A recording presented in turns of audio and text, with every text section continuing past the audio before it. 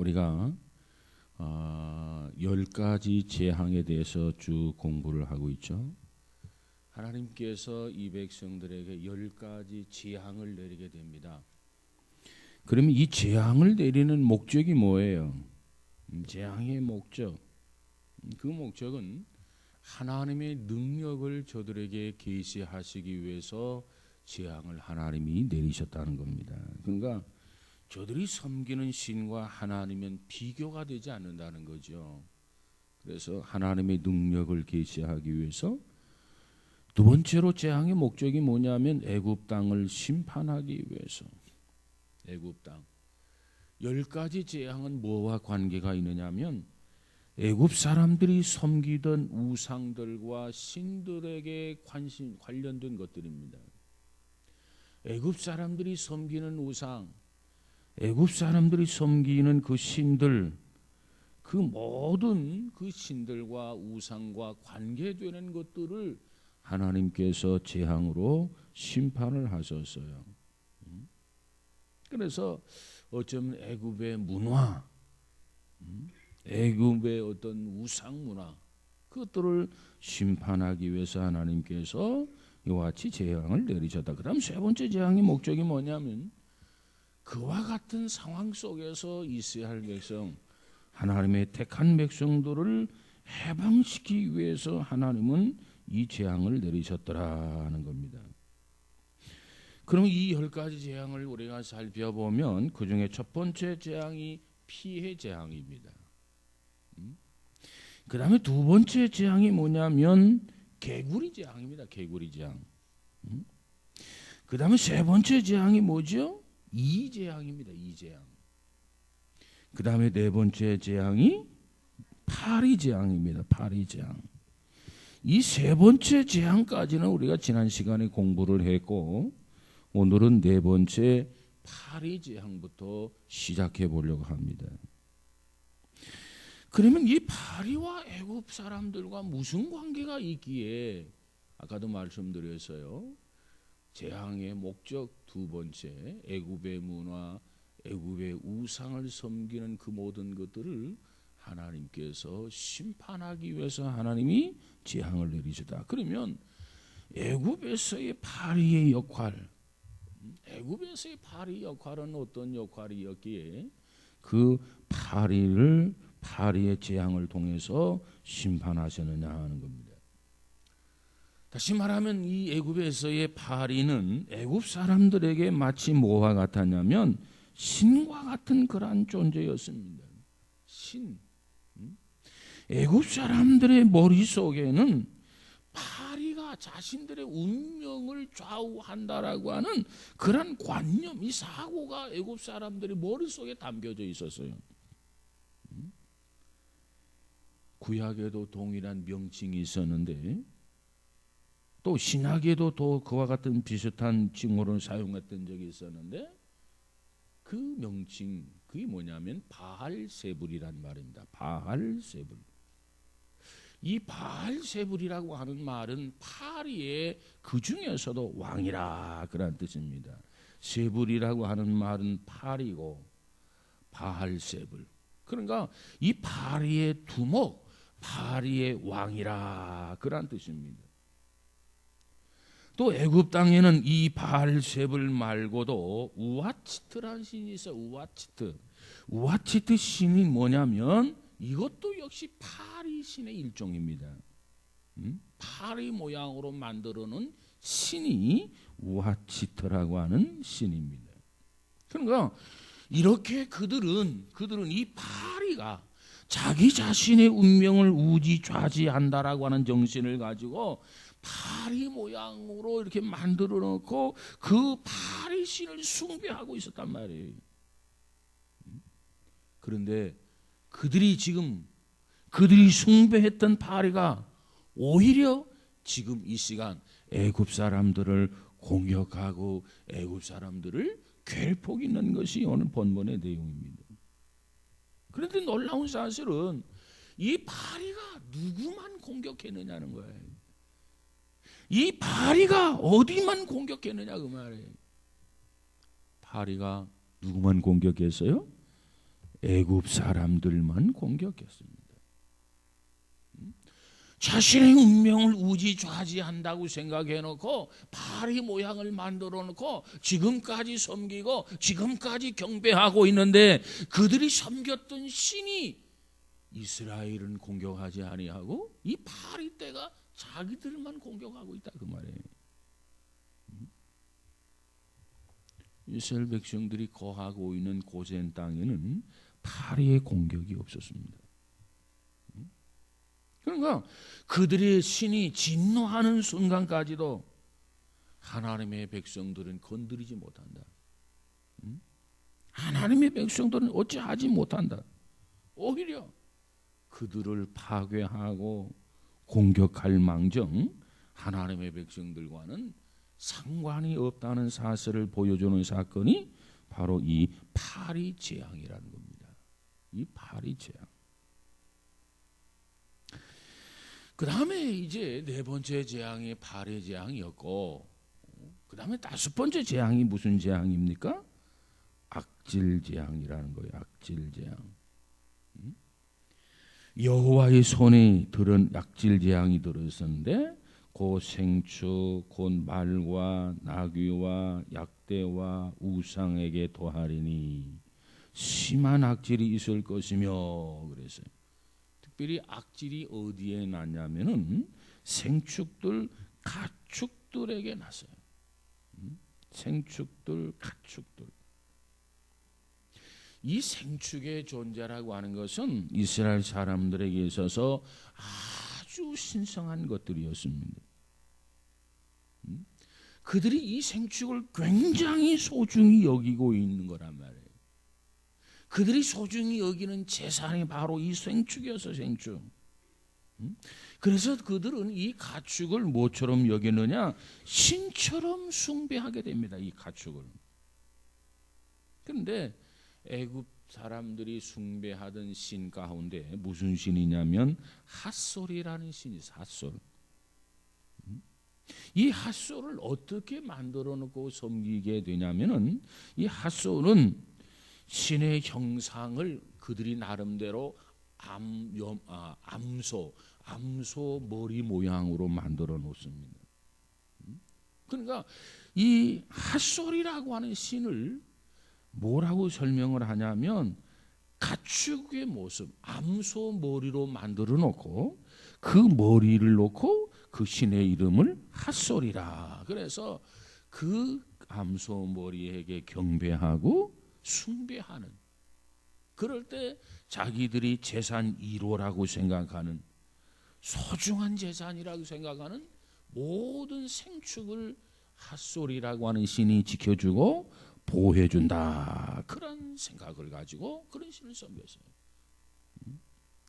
그러니까 그들이 재산 1호로 생각했던 가축들, 너무너무 귀하게 생각한 나머지 이처럼 신처럼 떠받드는 생축, 그 생축에게 무엇이 발생했느냐 하면 이와 같은 악질이 발생했단 말이에요. 애굽 사람들이 볼 때 자기네들이 생축을 보호해 주시는 그 핫솔이라고 하는 신에게 경배하고 숭배했는데 아무런 보람도 없이 가축이 벌떡벌떡 넘어지고 있단 말이에요. 그 모습을 볼 때 애굽 사람들이 무엇을 느꼈을 것 같습니까? 자기네들의 생축을 지켜주리라고 생각했던 핫솔이라고 하는 그 신이 하나님 앞에서는 아무것도 아니구나. 하나님 앞에서는 정말 무력한 존재구나. 정말 하나님 앞에서는 형편없는 존재구나. 아마 애굽에 사는 애굽 사람들이 그것을 느끼며 실감했으리라고 생각합니다. 물론 거기에 보면 아피스라고 하는 숫소신도 있습니다. 숫소신.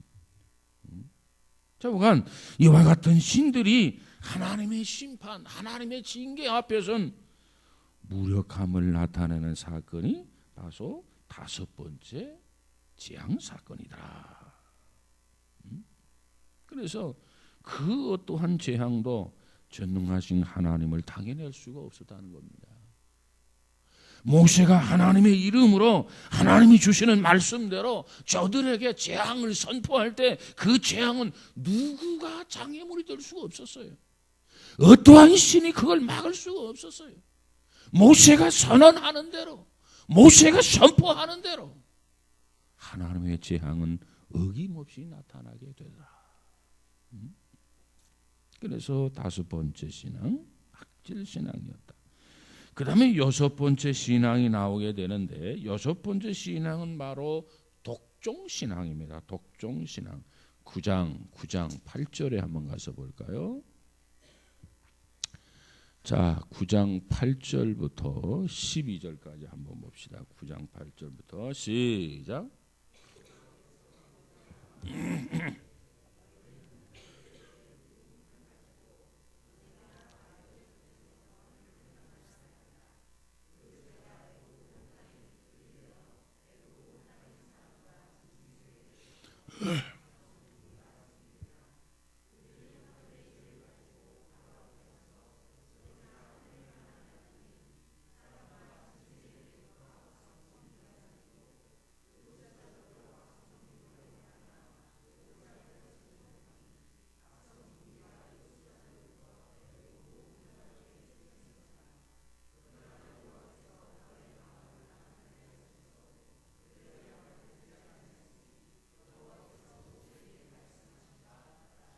자, 여기 보니까 악성종기, 단말로 말하면 독종이라는 건데, 이 악성종기가 누구에게 나타나게 되죠?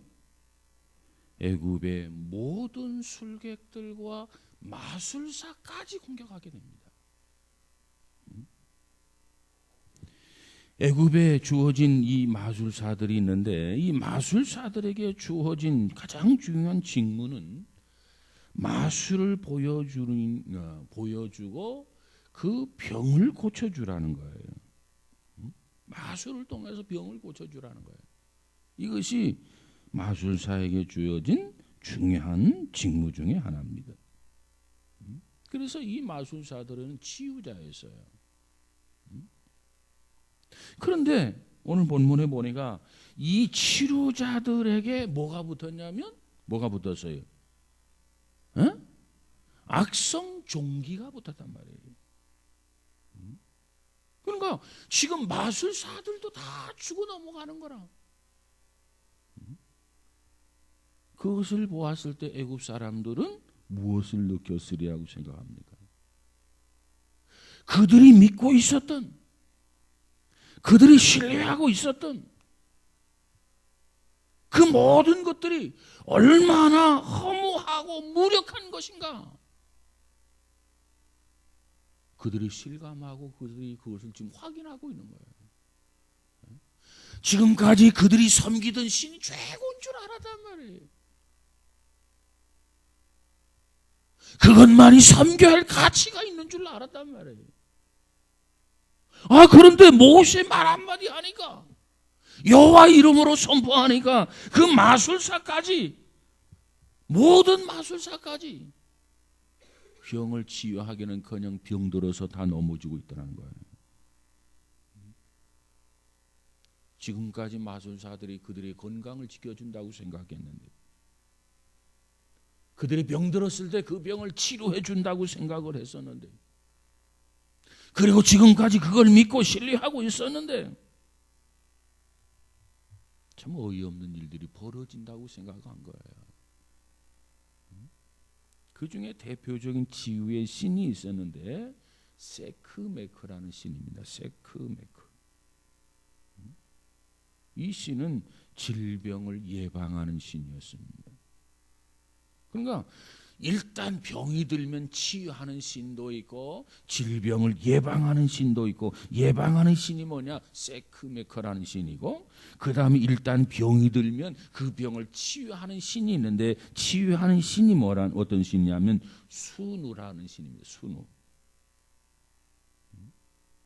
그러니까 병을 치유하는 신도 있고 예방하는 신도 있고, 애굽에는 이처럼 많은 신들이 있었어요. 그리고 그 신들을 다 경배하고 섬겨주었단 말이에요.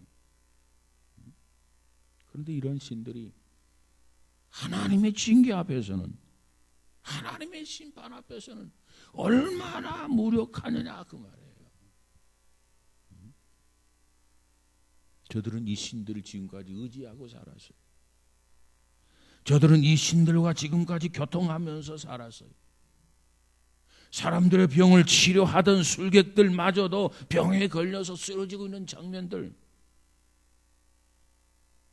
그들은 자기 자신이 믿었던 그 신들에 대해서, 우상들에 대해서 얼마나 허무감을 느꼈을까요?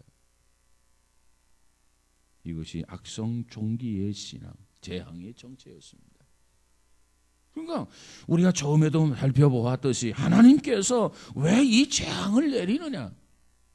하나님의 능력, 권능을 선포하기 위해서, 계시하기 위해서다. 그것이 이 재앙을 내리는 목적이고, 애굽의 문화, 애굽에 그릇된 그 신상들, 이 모든 신들을 심판하기 위해서 하나님이 이 재앙을 내리시는 거예요. 그리고 그 가운데 고통당하는 이스라엘 백성들을 해방시키기 위해서, 출애굽을 지키기 위해서 애굽에 이와 같이 재앙을 내리시는 거예요. 그러니까 애굽의 신들 모두 다 무너뜨리는 거죠. 모두 다 아무것도 아니다. 하나님이 지금 그걸 보여주고 있는 거예요. 그럼 7번째 재앙이 있어요. 7번째 재앙이 뭐냐면 우박재앙이라는 거죠. 우박재앙. 13절부터 35절 마지막 절까지 보면 우박재앙이 나옵니다. 자, 이제는 갑자기 맑은 하늘에 우박이 쏟아지게 됩니다. 우박이 쏟아지게 되니까는 두 가지 현상들이 나타나게 돼요. 하늘이 캄캄해집니다. 땅의 채소와 나무가 다 쓰러지기 시작합니다. 그래서 그들이 먹을 수 있는 땅의 채소, 이 식물의 근원이 다 말라버렸어요. 그리고 하늘이 캄캄해지면서 하늘을 볼 수가 없었습니다. 이것은 아마도 우상신들에 대한 하나님의 심판의 의도였을 것으로 생각이 됩니다. 애굽 사람들이 섬기던 우상 가운데 누드라고 하는 신이 있어요. 누드. 이것은 하늘의 여신이거든요. 또 오시리스라고 하는 신이 있는데, 이 오시리스라는 신이 뭐냐면 수학의 여신입니다. 수학. 그러니까 애굽에는 굉장히 신도 많은 거예요. 하늘을 지키시는 신, 누드라고 하는 여신이 하늘을 지켜준단 말이에요. 그리고 어떤 농작물, 채소, 땅의 식물들 이렇게 거두게 하는, 수확을 얻게 하는 수확의 여신 오시리스라는 신이 있어요. 그런데 갑자기 우박이 쏟아지면서 하늘이 다 캄캄해지고 하늘의 여신이 어디 갔는지 말이죠. 응? 전부 무력했습니다. 아무런 역할을 할 수가 없어요. 그리고 우박이 쏟아지면서 모든 식물의 근원이 다 말라버렸어요. 자, 우상의 신, 우상을 떠받들던 그 역사, 우상을 떠받들던 그 문화, 그 문화에 대한 하나님의 준엄한 심판이었어요. 여러분, 이렇게 하나하나 우리가 소개하는 것은 우리도 마찬가지. 정말 어떤 사람은 어떤 삶에 있어서 어떤 신을 경배하고 섬기는 사람, 마치 또 신은 아니지만 신처럼 믿고 신뢰하는 경우가 어떤 부분에 우리도 있어요. 그거 다 무력한 것이라는 거죠. 그거 아무것도 아니라는 거예요. 쓸데없는 짓이라는 거예요. 나를 지배하고 있는 어떤 사고, 나를 지배하고 있는 어떤 그 관념, 다 떨쳐버려야 돼.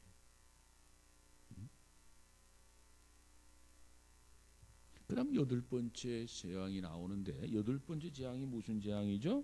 메뚜기 재앙입니다. 메뚜기 재앙. 10장 1절에서 20절에 가서 보면 메뚜기 재앙이 나와요. 자, 메뚜기 재앙이 임하게 되는데, 메뚜기 재앙으로 인해서 어떤 피해를 입게 됩니까? 농작물이 다 전멸해 버렸어요. 그러면 농작물을 지키는 어떤 신이 없었느냐? 아니요. 농작물을 지키는, 농작물을 보호한다는 신도 있었어요. 그 신의 이름이 세라피스와 세스라는 신입니다. 그것도 두 가지 신, 두 종류의 신이 있었어요. 그런데 이 거대한 메뚜기 떼가 공격을 하니까 이런 신들이 제 역할을 해서 농작물을 메뚜기로부터 지켜줘야 되지 않겠습니까? 그런데 이 농작물을 하나도 지켜주지를 못했어요. 하나님께서 이렇게 우상 신들이 무능하다, 무력하다, 아무 역할도 못한다, 기대해서는 안 된다, 기대해서는 안 된다, 그것을 가르쳐주고 있는 것들이 바로 이 재앙의 신앙이에요.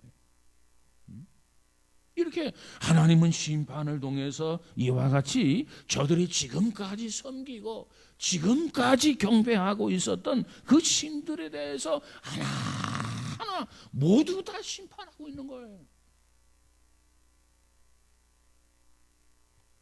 그 다음에 9번째 재앙이 있어요. 9번째 재앙.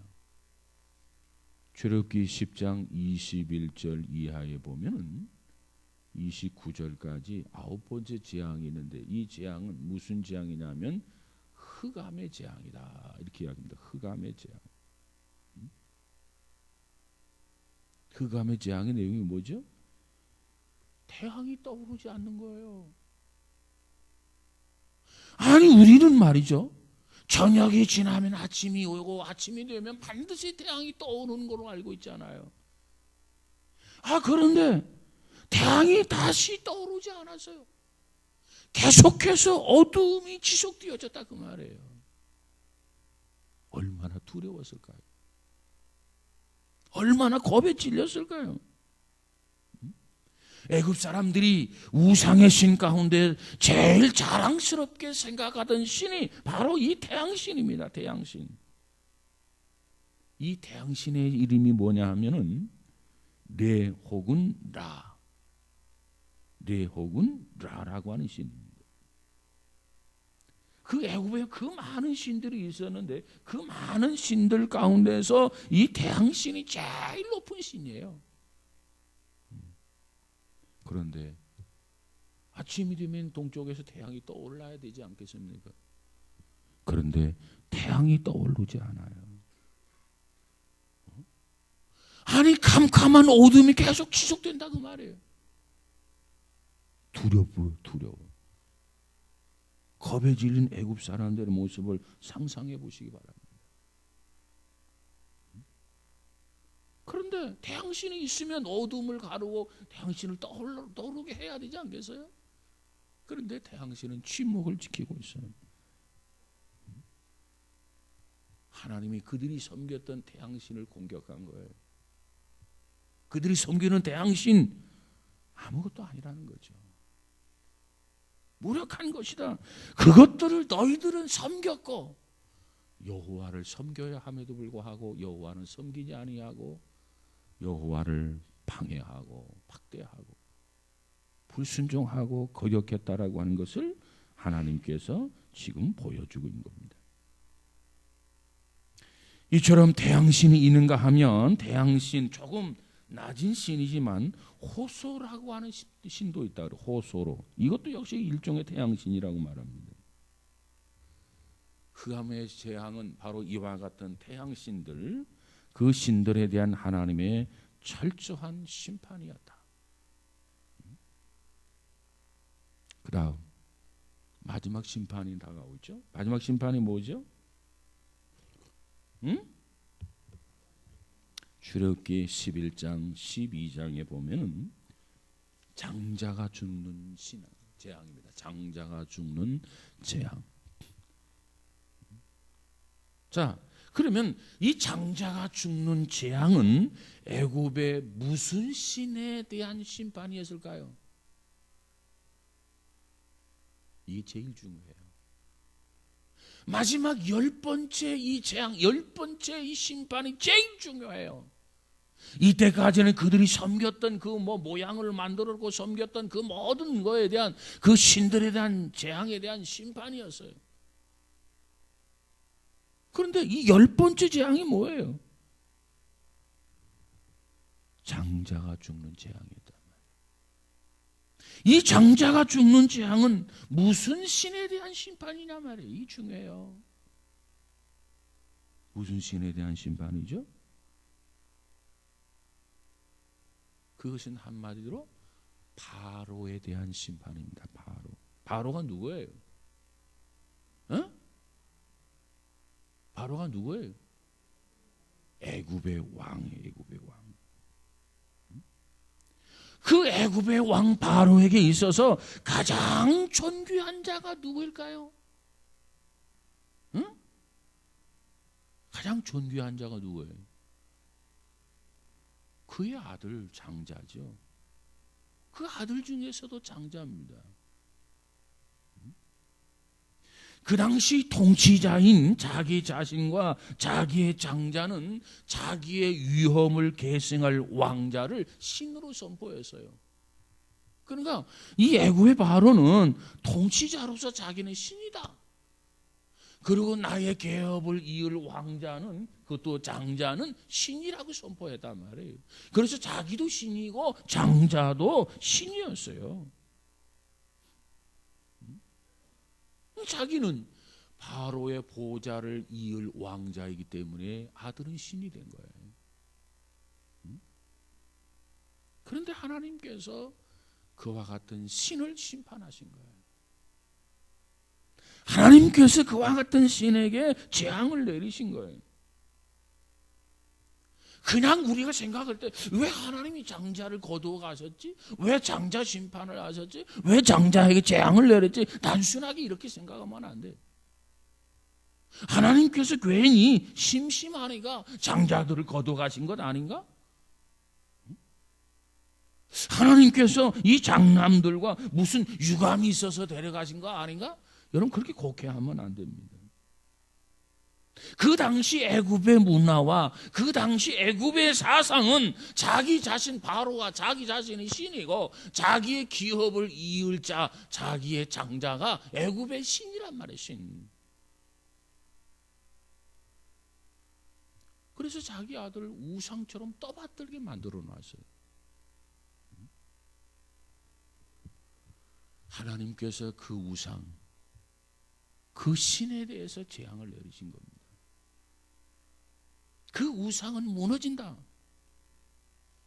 그건 아무것도 아니다.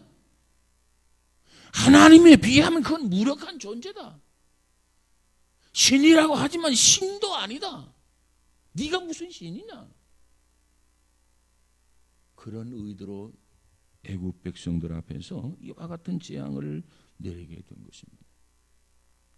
여러분 성경은 우리에게 하나의 분명한 사실을 보여주고 있는데 그게 뭐냐면 우상은 반드시 무너진다는 거예요.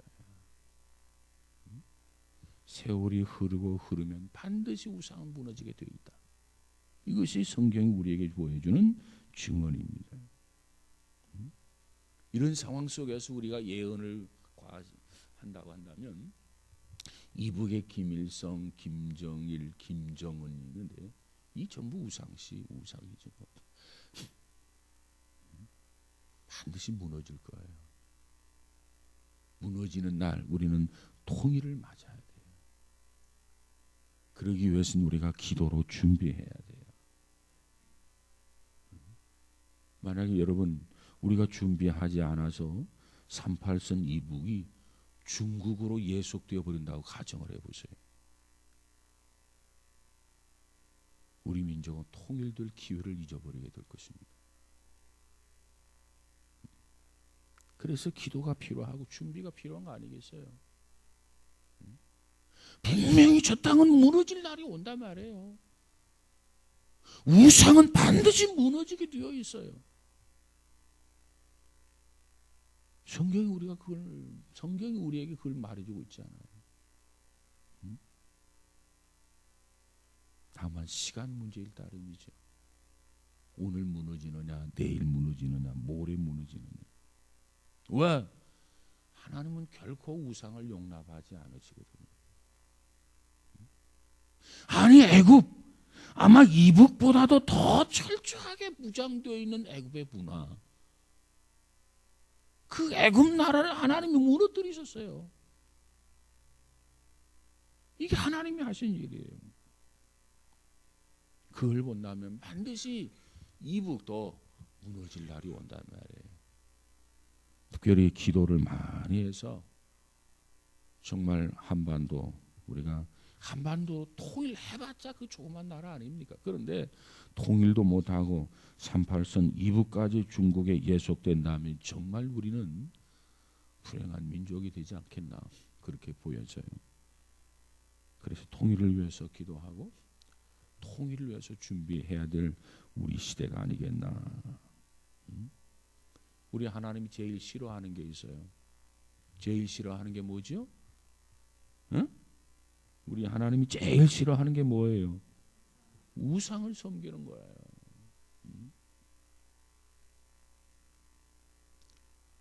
그 우상화, 이게 문제란 말이에요.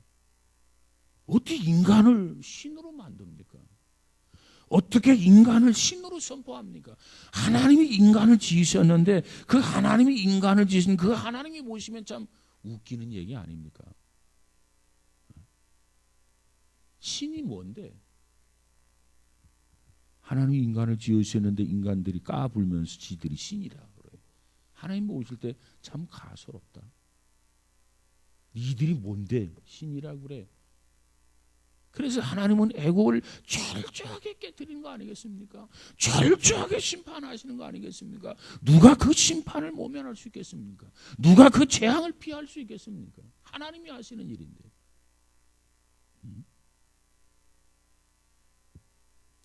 이렇게 해서 하나님께서 애굽에 그 많은 신들이 있었지만 그 많은 신들 가운데 애굽에 있는 신들 하나하나 무너지는 심판, 무너지는 그 재앙을 하나님께서 그 땅에 행하셨어요. 그러므로 그들을 향한 재앙은 점점 더 큰 재앙으로 이렇게 발전되었죠. 그럼 그럴수록 이 바로의 모습을 보면, 뒤늦게라도 좀 깨닫고 하나님 앞에 머리 숙이고 하나님 앞에 회개를 구하고 하나님 앞에 용서를 빌고 그렇더라고 한다면 얼마나 좋았을까요? 그런데 더 바알은 겸손하지 못하게 오기가 생긴 거라. 그래서 하나님께서 그래 알았다 하면 끝까지 한번 해보자. 그래서 하나님이 10가지 재앙을 내리신 거예요. 그때서야 이들이 뭐라고 말합니까? 그저 손을 들고 항복하면서 그래 멀리는 나가지 말아라 하면서 저들에게 나아가서 예배를 드릴 것을 허락하는 모습이 출애굽기 12장에 등장하게 되죠. 자, 이렇게 해서 10가지 재앙을 우리가 생각해 보았습니다. 10가지 재앙. 첫 번째 재앙이 뭐라고요? 피해 재앙. 그 다음에 두 번째 재앙은 개구리 재앙. 세 번째 재앙은 이 재앙. 그 다음에 네 번째 재앙은 파리 재앙. 그 다음에 다섯 번째 재앙은 악질 재앙. 그 다음에 여섯 번째 재앙은 독종 재앙, 악성 종기 재앙.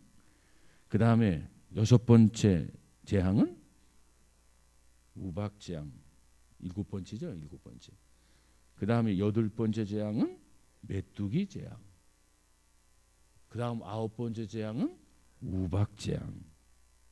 그 다음에 열 번째 재앙은 장자 재앙. 이렇게 해서 10가지 재앙을 내리게 되는데 그때는 정말 바로가 더 이상 반항할래야 반항할 수 없이 내가 쳤다 선언을 하게 되는 거죠. 이렇게 해서 하나님은 외국의 모든 신들에 대해서 모든 신들 다 무의미한 것이다. 그 아무것도 아니다. 무익한 것이다. 이것들을 애굽 사람들에게 하나하나 보여주었고, 그래서 하나님만이 전능하신 하나님이요, 하나님만이 우리 섬김의 대상이 된다라고 하는 것을 강하게 보여준 것이 바로 이 10가지 재앙이었더라. 그래서 애굽 사람들은 애굽 사람대로 그들이 섬겼던 그 신앙, 그 신들이 아무것도 아니다라고 하는 걸 깨달았고, 그리고 이스라엘 백성들에게는 그들이 섬겼던 신들이, 그들이 섬겼던 여호와가, 참 조상적부터 섬겼던 그 여호와가 천지를 지배하시고 주장하시는 전능하신 분이시구나. 이 백성들이 다시 한번 그 신앙관을 회복할 수 있었다고 하는 점에서 10가지 재앙은 참으로 유익했더라.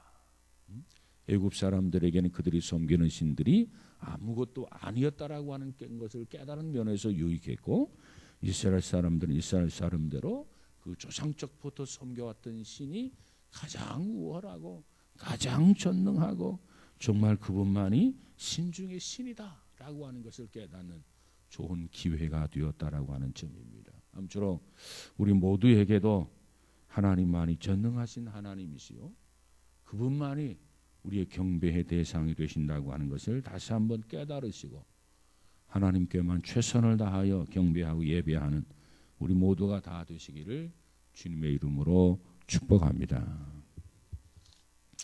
우리 청년부에서 세월호 유가족들을 돕기 위한 송금을 모았다고 합니다. 그래서 교단에 전달해달라 했는데 청년들이 41만 원을 모았어요. 특별히 우리 청년들에게 주의 은혜가 더하시기를 바랍니다. 기도합시다. 거룩하신 하나님 감사합니다. 하나님께서 특별히 이 땅에 수많은 우상들, 수많은 신들이 있지만 정말 하나님을 모르고 그 우상들에게, 그 신들에게 섬기고 경배하는 어리석음을 범하는 자들이 너무나도 많습니다. 애굽 문화와 애굽의 신들을 심판하시는 하나님, 그 신들에게 재앙을 내리시는 하나님, 그 재앙을 통해서 우리가 오직 섬겨할 신, 섬겨할 그런 하나님, 섬겨할 대상은 오직 여호와 한 분인 것을 다시 한번 깨닫게 하시고 그분께만 찬양하고 경배하고 예배드릴 수 있는 우리 모두가 다 되도록 축복하여 주옵소서. 오늘 우리가 하나님께만 찬양하고 경배할 때 하나님께서 크신 은혜를 우리에게 더하여 주시고 주의 은혜 가운데 범사에 감사하며 살아가는 복 있는 자들이 되어지게 하옵소서. 특별히 이스라엘 백성들처럼 하나님에 대한 신앙관을 상실하고 잃어버렸다면 다시 회복하게 하시고 이전보다도 더 열심히 주를 섬기며 경배할 수 있는 믿음의 사람들이 되어지게 하여 주옵소서. 또 세월호 참사로 인해서 많은 정말 어린이들이, 학생들이 참 수장되었고 참 마음이 아픕니다. 하나님께서 특별히 저들의 유족들을 기억하여 주시고 다시는 기성세대의 그 무책임함으로 인해서 젊은 자들이 정말 피해보는 일이 생기지 않도록 이 나라를 건강하게 하나님 세워 주옵소서. 어느 분야에서도 더 건강하고 든든하고 자기의 소힘을 다함으로 말미암아서 이 사회가 든든한 사회가 될 수 있도록 하나님께서 지켜 주옵소서. 특별히 정말 친구를 잃었던, 형을 잃었던, 동생을 잃었던, 정말 조카를 잃었던, 삼촌을 잃었던 정말 유가족들을 하나님이 기억해 주시고 하늘의 소망을 허락해 주셔서 더더욱 위로해 주시고 이 슬픔을 잘 극복해 나갈 수 있는 믿음의 자녀들이 다 되도록 주님 역사하여 주옵소서. 우리 청년부에서 이를 위해서 모금을 했는데 참으로 유익하게 쓰여질 수 있는 그런 금액이 되도록 주님 축복하여 주옵소서. 이 밤에도 주께서 우리와 함께 하신 것을 감사드리며 예수님 이름으로 기도드리옵나이다. 아멘.